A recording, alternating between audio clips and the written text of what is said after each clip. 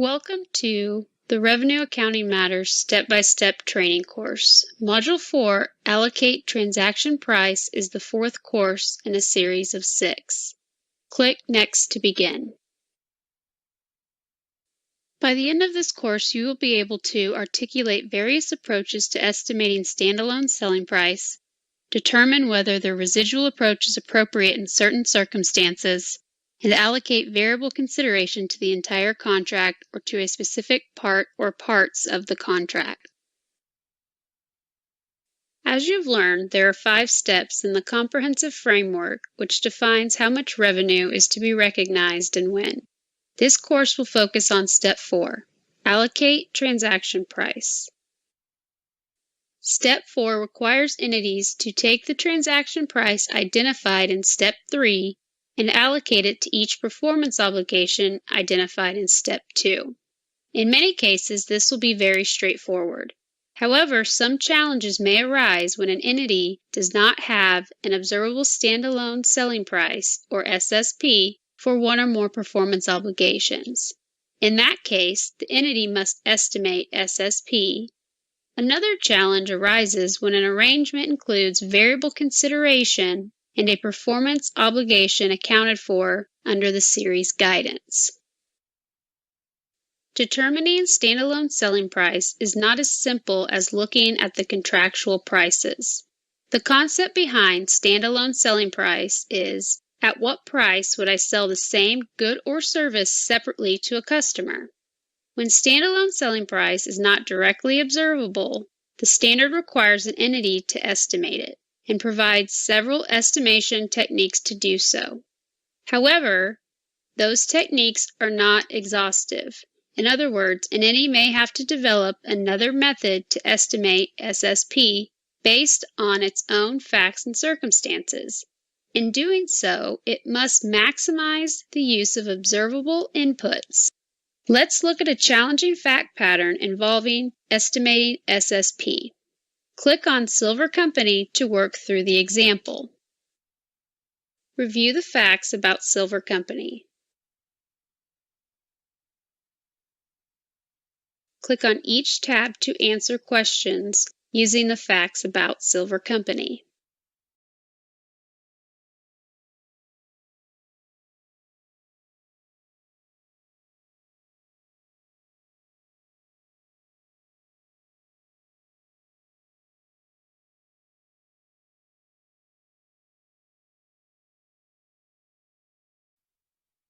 Let's take a look at the methods to estimate standalone selling price if not directly observable.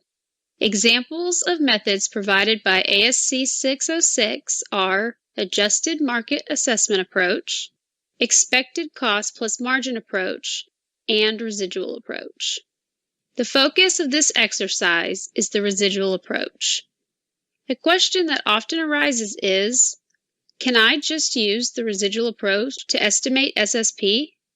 Take a moment to review this information on the residual approach and then answer the questions that follow about when it can be used. The question is, if a company has 2 performance obligations in a contract and has used the expected cost plus margin approach to estimate SSP, which of the following approaches would the entity be permitted to use to estimate SSP of the other performance obligation? The answer is E, A, B, and D, so basically not the residual approach. True or false, the residual approach can result in allocating 0 consideration to the good or service. The answer is false. This method may not be appropriate if the answer is 0. In Step 3, we discussed variable consideration. Variable consideration may be attributable either to the entire contract or to a specific part or parts of the contract. A variable amount of consideration should be allocated entirely to a performance obligation or a distinct good or service that forms part of a single performance obligation under the series guidance, if certain criteria are met. This is known as the exception to allocating variable consideration. Let's take a look at how this works. Click on Ben's Information Technology Solutions, LLC, BITS, to work through the example. Review the facts about Ben's Information Technology Solutions, LLC. Please take a moment to read through BIT's fact pattern. What's important to note here is that BITS is being asked to do all IT services and to be ready to perform any that are needed. The question is, which of the following best describes the nature of the BITS promise? The correct answer is A, they are providing a stand-ready obligation to provide any IT service. If the nature of BIT's promise is the overall IT outsourcing service, each day of service could be considered distinct because the customer can benefit from each day of service on its own, and each day of service is separately identifiable. Put another way, each day could be separately identifiable because BITS does not provide an integration of service between the days. That is, while the activities are generally coordinated and inputs to the combined service, each day those combined activities are provided is not an input to a combined output. Each day does not modify or customize another day, and the days of service are generally not highly interdependent or interrelated because BITS can fulfill its obligations each day independent of fulfilling its obligations for the other days. If BITS concluded that the nature of its promise is one overall service, it would be reasonable to conclude each day of service is substantially the same. That is, even if the individual activities that comprise the performance obligation vary from day to day, the nature of the overall promise is the same from day to day. Therefore, BITS has promised the daily IT outsourcing service. BITS should not consider the setup activities in the assessment of whether or not the distinct services are the same.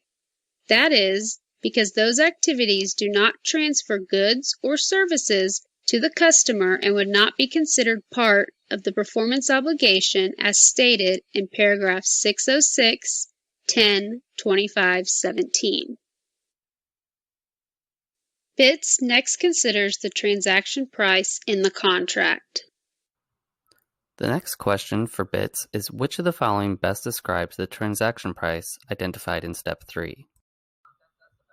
The correct answer is variable consideration because each day is unknown how much revenue will be recognized. The next question is how should BITS allocate the variable consideration to each of the promises in the contract? The correct answer is B, allocate variable consideration to each day based on what is earned. When considering this example in TRG Agenda Paper 39, the FASB staff and TRG noted that events that trigger the variable consideration are the same throughout the contract, but the price per unit decreases each year. The staff concluded that even with the declining prices, the allocation objective could be met if the pricing is based on market terms or the changes in price are substantive and linked to changes in the entity's cost to fulfill the obligation or value provided to the customer. In this example, the contract contains a price benchmarking clause whereby BITS engages a third-party benchmarking firm to compare the contract pricing to current market rates, which may help support the allocation objective. The final question for this section is, which of the following is a correct statement regarding step 4 of the ASC 606 revenue model? The correct answer is C, a combination of methods may need to be utilized to determine standalone selling price. Now that you have worked through some scenarios allocating the transaction price, you should be able to articulate various approaches to estimating standalone selling price, determine whether the residual approach is appropriate in certain circumstances, allocate variable consideration to the entire contract or to a specific part or parts of the contract. So let's wrap up there. Comment with any additional questions you may have, and we can expand and help. Please subscribe so you don't miss any new content. Alright folks, thanks so much for watching. Please like, share, comment, and subscribe. And if you can, donate to Patreon. Anything you can give helps to keep the lights on and ensures we can continue to create content. And of course, helps feed FIFO. If you want to contact us about anything you saw in this video, accounting advice, or ideas for future videos, contact us at patreon.com/accountingacademy. This video is designed to be illustrative and does not represent an official position. We make no representations, warranties, or guarantees and assume no responsibility for the application of this material. Please seek advice from a competent professional if expert assistance is required.